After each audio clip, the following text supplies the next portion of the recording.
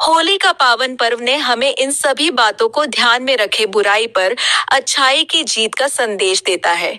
जैसा कि प्रहलाद और होलिका की कथा से सीख मिलती है, इसलिए इस दिन हमें ऐसी कोई गलती नहीं करनी चाहिए जिससे किसी की भावनाएं आहत हों या त्योहार की मर्यादा भंग हो जाए।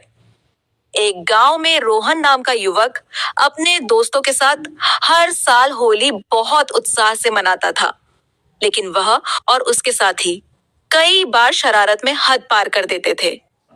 होलिका दहन के समय वे पूजा में ध्यान देने के बजाय शोर मचाते, पटाखे जलाते और आग के पास प्लास्टिक व गंदगी फेंक देते थे, जिससे वातावरण प्रदूषित होता था।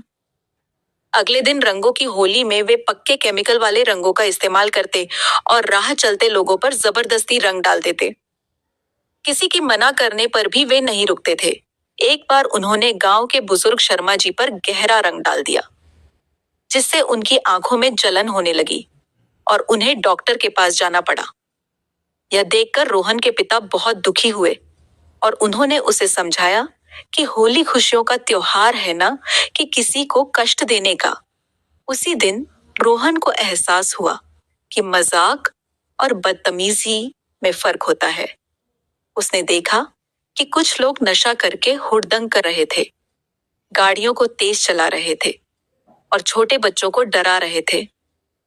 उसे समझ आया कि नशा, जबरदस्ती रंग लगाना, पानी की बर्बादी करना, जानवरों पर रंग डालना, गंदे शब्द बोलना, आग में हानिकारक चीजें जलाना और पर्यावरण को नुकसान पहुंचाना होली की सबसे बड़ी गलतियां हैं। अगले वर्ष रोहन ने ठान लिया कि वह केवल प्राकृतिक रंगों से सबकी अनुमति लेकर और मर्यादा में रहकर होली खेलेगा। उसने अपने दोस्तों को भी समझाया कि त्योहार का असली आनंद प्रेम, सम्मान और संयम में है। उस साल उन्होंने सूखी होली खेली, पानी बचाया, बुजुर्गों का आशीर्वाद लिया और जरूरतमंदों को मिठाई बांटी। पूरा गांव उनकी समझदारी की सराहना करने लगा और रोहन को सच्ची खुशी का अनुभव हुआ।